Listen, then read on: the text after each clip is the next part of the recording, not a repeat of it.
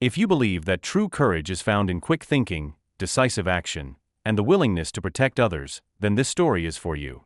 Near the rugged border of Afghanistan lies a town that had always known peace, until the autumn air turned heavy with unspoken tension.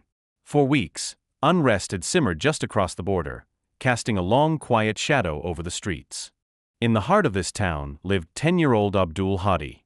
He lived with his mother, Zora Batul, and his two younger sisters. His father, Abdul Karim, was a merchant whose business frequently pulled him away to distant cities. Every time Karim packed his bags, he would look his young son in the eye, place a heavy hand on his shoulder, and say, "You are the man of the house now, Hadti. Look after your mother and sisters." It wasn't just a parting phrase, it was a mantle of responsibility that Hadti wore with pride. One ordinary afternoon, Karim left for a business trip to Islamabad.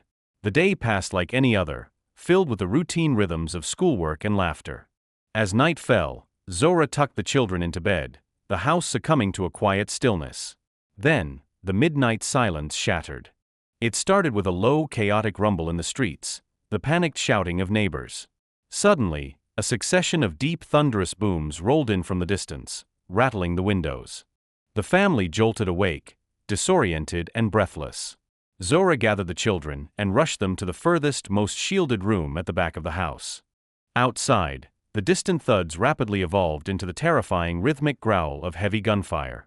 Zora's hands shook as she dialed a neighbor.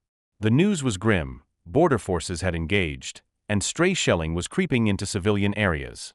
Boom! A mortar round impacted just down the street. The shockwave violently jolted the house, sending a shower of plaster dust from the ceiling. Outside, the night air filled with the harrowing sound of sirens and human cries. Panic threatened to paralyze the household. Looking at his terrified mother and crying sisters, something shifted inside the 10-year-old. Hadti knew they couldn't just sit there.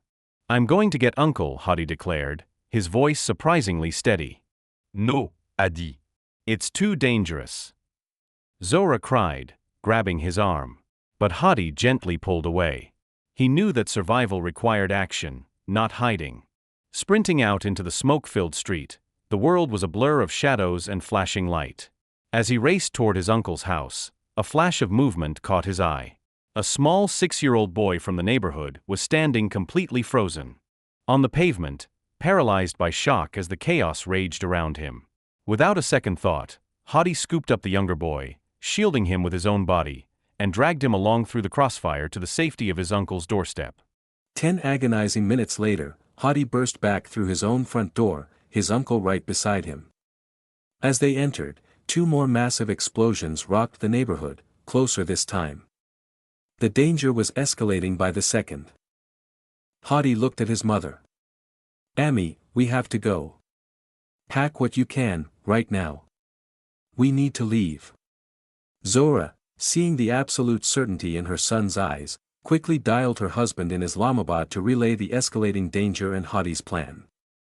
On the other end of the crackling line, Karim's voice was urgent: "Listen to Hadti. Pack up and get to Islamabad immediately." With his uncle's help, they loaded up and began their retreat from the flashpoint town. Yet, even as they fled, Hadti's bravery didn't waver. As their vehicle navigated the panicked streets, Hadti continuously spotted elderly neighbors and fleeing families, shouting directions and helping guide them towards safer routes out of the conflict zone. They reached the safety of Islamabad as the sun began to rise, exhausted but alive.